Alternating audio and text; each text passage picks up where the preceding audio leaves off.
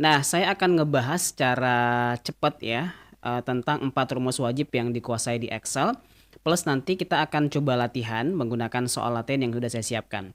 Oke, pertama kita akan mengenal bagaimana caranya mengerjakan kalau pertanyaannya berupa value data kayak gini. Nah, value data itu adalah data yang berisi nilai atau angka. Jadi kalau misalnya kalian pengen menghitung ada berapa sel yang berisi angka atau value, berarti kita pakai rumus count. Nah, tinggal kita blok aja mana sel yang berisi value-nya. Nah, dalam hal ini yang ada angkanya aja gitu ya, itu yang kita blok.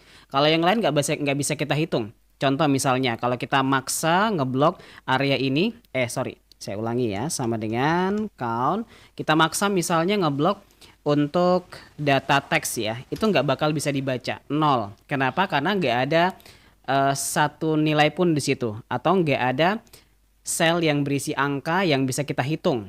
Nah, sementara count itu dia gunanya hanya untuk nilai saja atau sel yang berisi angka. Kayak gini misalnya. Nanti dia bakal bisa menghitung. Kalau misalnya kita mengurangi salah satu selnya, nanti dia akan ikut juga berkurang. Kenapa? Karena salah satu selnya tadi dari 12 itu, satu selnya kita kosongkan. Sehingga menjadi 11 sel saja gitu yang berisi nilai.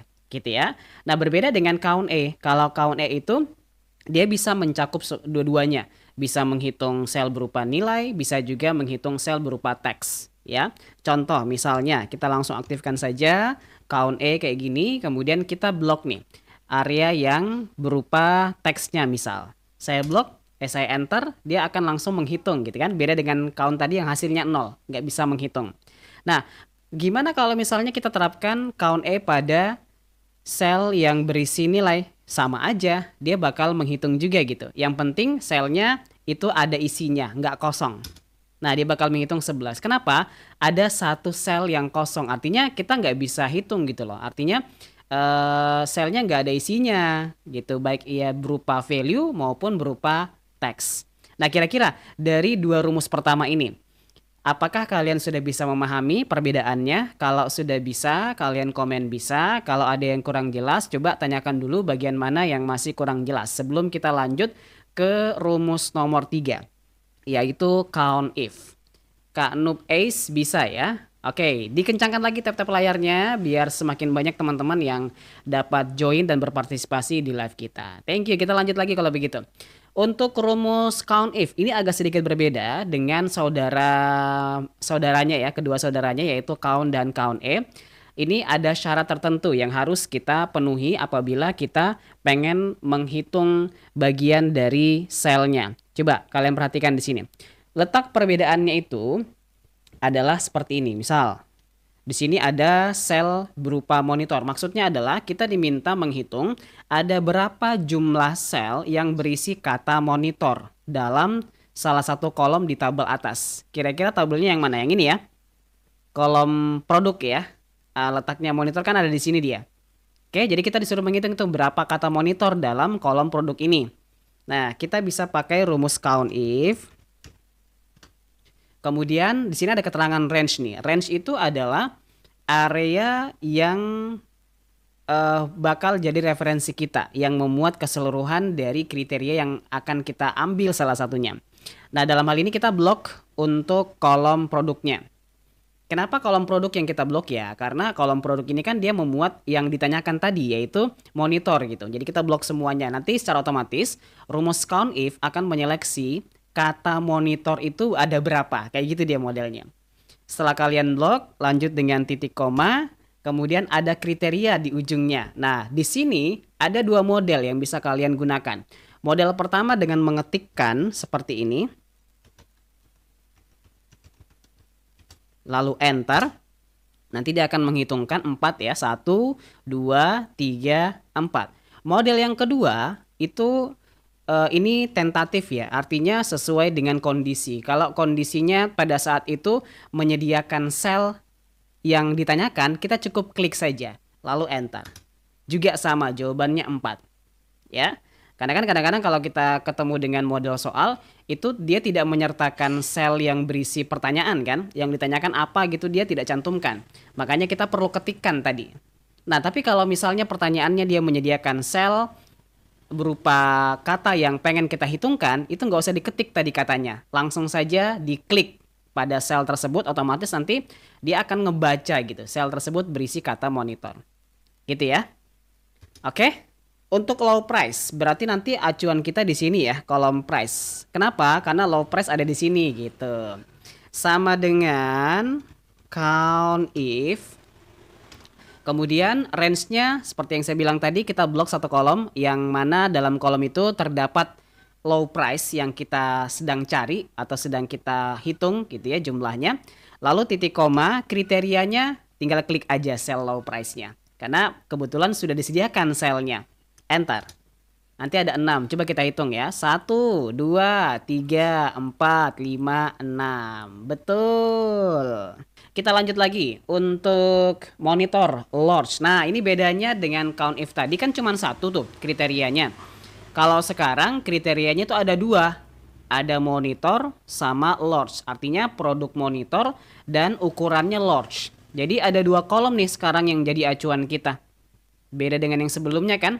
Cuman satu gitu gampang mengerjakannya. Gimana kalau misalnya dia dua kolom acuan? Apakah rumusnya sama? Enggak. Kalau dia sudah lebih dari satu, maka kita harus tambahkan S di ujung rumusnya. Kalau tadi satu kolom kita pakai count if, kalau lebih dari satu kita harus pakai count ifs, pakai S di ujungnya. Biar apa? Biar nanti kita bisa menggunakan lebih dari satu kriteria. Kita aktifkan, kemudian nanti akan muncul keterangan yang sedikit berbeda dengan count if sebelumnya. Di sini sudah ada keterangan kriteria range 1, kriteria 1 dan seterusnya. Kalau tadi kan cuma range sama kriteria doang kan? Nah, ini sudah beda di sini. Kriteria range 1 ini adalah kolom yang menjadi range untuk kriteria satunya apa? Yang ditanyakan pertama kan ini monitor kan? Nah, monitor ada di mana kolomnya? Ini di produk, berarti kita blok produk dulu sebagai kriteria range satunya. Oke, titik koma. Berikutnya kriteria satu. Kriteria satu ya sama kayak tadi, sama kayak kriteria di rumus count if. Kita klik aja selnya yang ditanyakan pertama gitu kan. Titik koma lagi. Kriteria range 2. Ini adalah kolom berikutnya atau kolom acuan kedua setelah monitor. Nah, apa itu? Large. Large di mana? Di kolom size. Oke, berarti kita blok kolom size sebagai kriteria range 2-nya. Titik koma lagi, kriteria 2-nya yang mana? Yang ini dong, selnya kan sudah disediakan oleh soal. Jadi kita cukup klik saja. Habis itu kita boleh enter, nanti dia akan langsung otomatis menghitungkan ada berapa jumlah produk monitor dengan ukuran large-nya. Coba kita cek ya, apakah betul 2. Monitor large 1. Mana lagi? Ini monitor large 2. Ah, ini nggak dihitung ya, small nggak dihitung. Ini juga nggak dihitung. Nah, berarti benar, monitor dengan ukuran large ada 2. Betul. Nah, berikutnya kita akan mengerjakan yang kategori large dengan low price-nya. Ini pengulangan lagi ya. Saya agak cepat sedikit. Count ifs. Pakai S di ujungnya. Wah, ini kok loadingnya.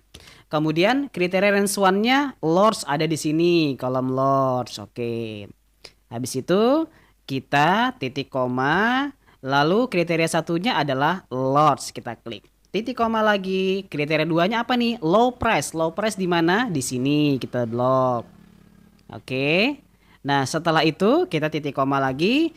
Kriteria 2-nya adalah sell low price-nya sendiri. Lalu enter. Udah deh, gampang banget ya.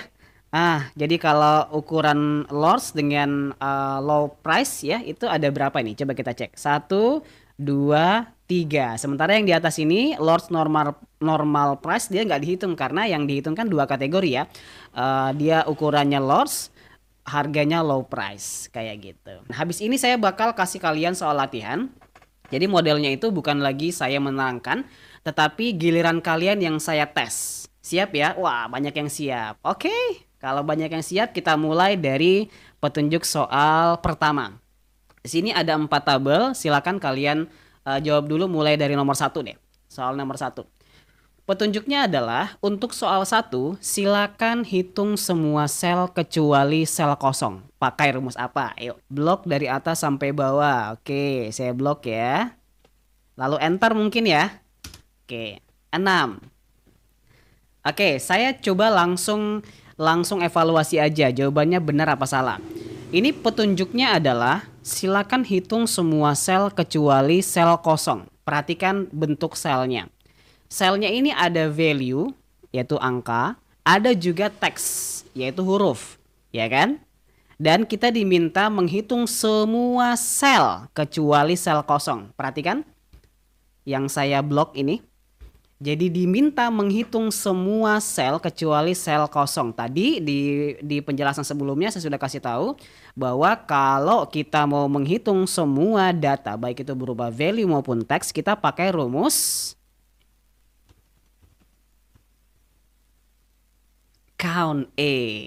Jadi jawabannya betul, count A. Sekarang soal nomor 2. Jadi harus lebih hati-hati ya, jangan terlalu terburu-buru. Untuk nomor 2 ini, hitunglah berapa peserta pria dengan skor di atas 79. Ayo, rumus apa yang tepat nih? Yang ditanyakan itu adalah pria. Nah, pria ini kan gender kan, masuk di kolom gender kan. Terus ada skor. Nah, skor ini ada di kolom ini. Berarti ada 2 kolom kan yang jadi kriteria kita. Nah, berarti rumusnya udah pasti count ifs. Karena dia pakai lebih dari 1 kolom untuk acuannya. Gitu dulu dipahami. Habis itu baru kita rangkai rumusnya. Kriteria range pertama itu apa? Pria. Pria di mana? Di sini di gender, blok pria. Titik koma. Kriteria satunya apa? Pria. Karena di sini tidak ada sel di sebelah kirinya count ifs-nya, nggak ada sel kayak di rumus yang tadi, maka kita harus ketik ya. Seperti yang saya sudah jelaskan tadi kan ada 2 cara, dengan cara mengetik atau dengan cara mengklik. Kita nggak bisa ngeklik sekarang karena tidak disediakan sel yang bertuliskan kata pria kan, di sini nggak ada. Jadi kita harus ketik kayak gini modelnya. Titik koma, kriteria range 2-nya adalah skor, berarti kita blok kolom skor. Titik koma, tinggal kita masukkan kriteria 2-nya apa? Di atas 79. Di atas 79, jangan lupa pakai tanda petik ya. Lebih besar 79. Jadi nggak usah pakai sama dengan, karena kalau kata di atas berarti 79 itu tidak termasuk di dalamnya. Dia mulai dari 80, 81, 82 ke atas. Tanda petik lagi baru kita enter. Nanti dia muncul jawabannya 3. Ya, konsepnya sama kok dengan yang di sebelah. Kalau kita perhatikan modelnya sama ya, cuman bedanya di sini kan dia main klik-klik gitu ya. Kalian agak terkecoh sedikit di sini karena disediakan sel untuk diklik. Kalau di sebelah tidak disediakan selnya kan. Jadi kalian harus mengetik. Itu aja bedanya di situ. Oke? Untuk soal 3, coba hitung ada berapa sel data yang bernilai. Ayo, kira-kira pakai rumus apa? Count.